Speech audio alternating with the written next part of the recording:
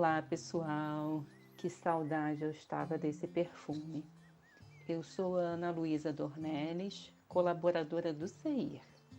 E no podcast de hoje nós vamos refletir sobre a parábola dos talentos que está no capítulo 16 do Evangelho segundo o Espiritismo, intitulado Não se pode servir a Deus e a Mamon, no seu item 6, que diz assim: O Senhor age como um homem que, tendo que fazer uma longa viagem para fora do seu país, chamou seus servidores e lhes entregou os seus bens.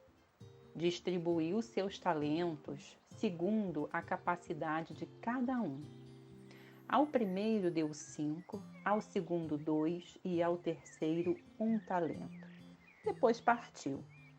Aquele que recebeu 5 talentos negociou com o dinheiro e ganhou outros 5. Aquele que havia recebido 2 também negociou e ganhou mais 2 talentos. Porém, o servidor que recebeu 1 talento cavou um buraco na terra e lá guardou o dinheiro do seu amo. Depois de muito tempo, o senhor retornou de viagem e chamou seus servidores para que lhe prestassem contas.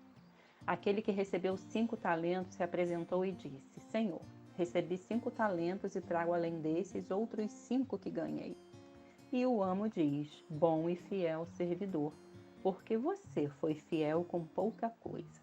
Eu vou te dar muito mais. Venha e compartilhe da minha alegria. Aquele que recebeu 2 talentos também se apresentou e disse: Senhor, recebi 2 talentos e trago além deles outros 2 que ganhei.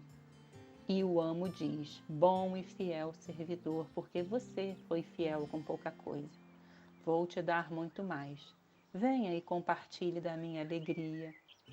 Aquele que tinha recebido 1 talento se apresentou também e disse: Senhor, sei o quanto é exigente que colhe onde não semeou. Por isso, com medo, escondi o talento na terra. Devolvo agora o que lhe pertence.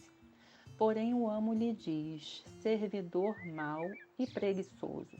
Se você sabia que eu era exigente, deveria ter colocado meu dinheiro no banco, para que após o meu retorno eu pudesse retirar com juros o que me pertencia.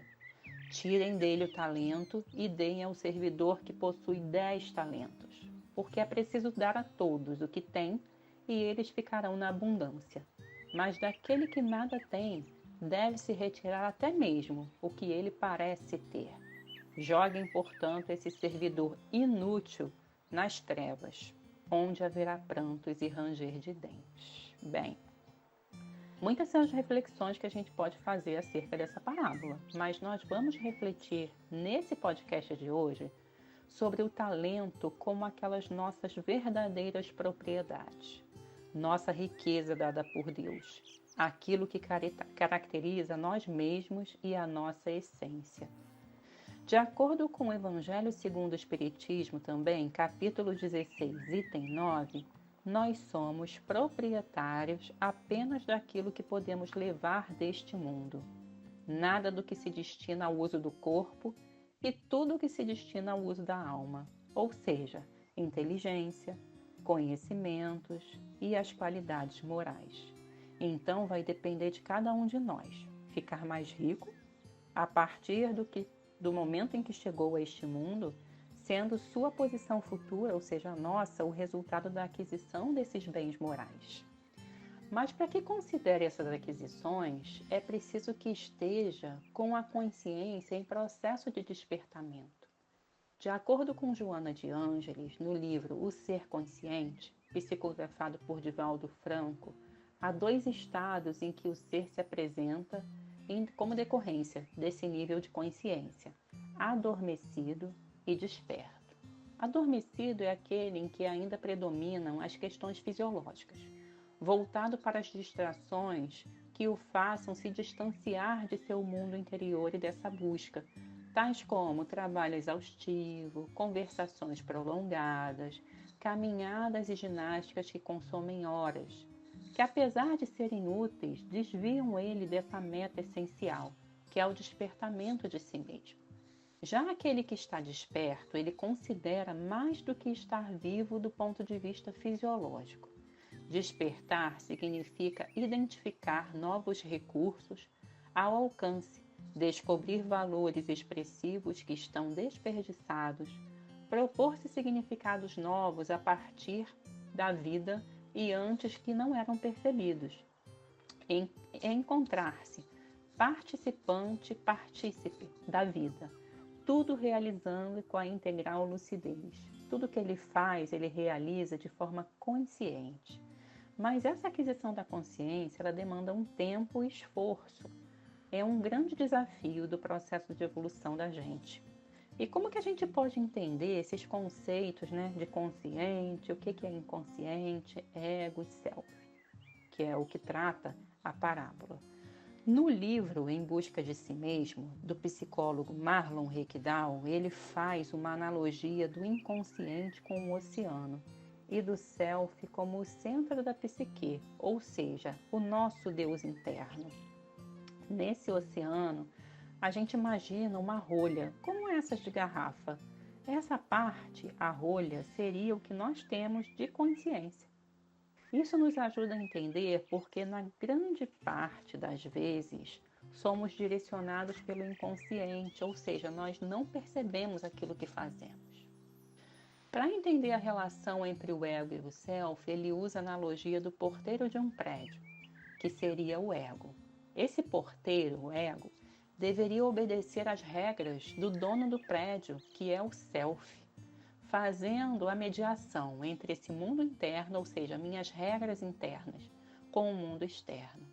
O self, ele tenta se comunicar de diferentes formas. Por isso que a gente precisa estar atento ao nosso mundo interno, às nossas demandas internas. Mas quando ele não é ouvido, em um determinado momento ele se impõe, não dando mais opções ao ego de continuar atuando como estava fazendo. Por exemplo, eu coloquei como meta da minha mente, mas não é uma demanda interna que eu quero enriquecer.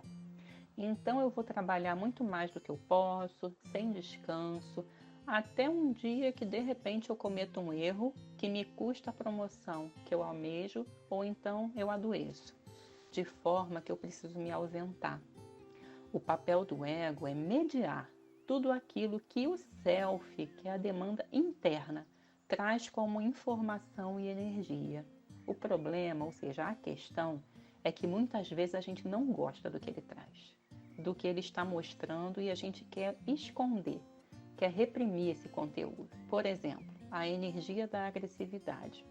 Muitas vezes essa energia é necessária para romper com um relacionamento abusivo, situações que estão em desacordo com as nossas demandas internas. Não estou falando da questão da violência, mas a questão da energia, de posição, de posicionamento, de postura. Tá?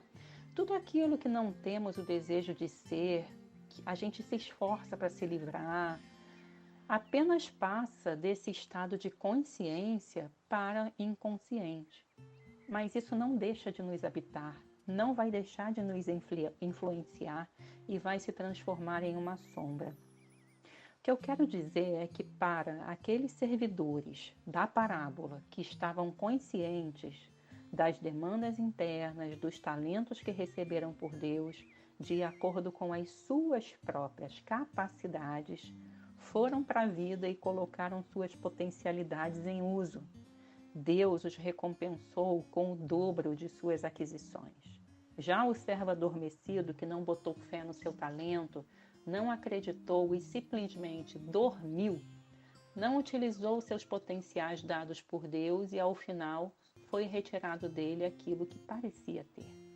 Podemos verificar nessa parábola que não teve o servidor que negociasse ou fosse para a vida que tivesse perdido. Todos aqueles que acreditaram no seu amo, e aqui a gente traz esse amo como seu Deus interno, suas demandas internas e o seu self, se fizeram úteis, produtivos e foram recompensados. Para finalizar, no Livro dos Espíritos, capítulo 12, que trata da perfeição moral, na questão 919, Allan Kardec pergunta: qual o meio mais eficaz que tem o homem para se melhorar nesta vida e resistir às más tentações? A resposta de um sábio da antiguidade já dizia: é preciso conhecer-se a si mesmo. Então, meus amigos, a chave do autoconhecimento é uma filosofia de vida. Somente ela que nos leva ao aprimoramento e à descoberta de quem somos. E nesse momento, na descoberta, precisamos nos acolher, nos aceitar e realizar essa integração de quem somos, exercitando o fortalecimento da fé para mostrar e negociar esses nossos talentos. Que esse delicioso perfume de rosas chegue até você nesse momento. Muita paz e até o nosso próximo podcast.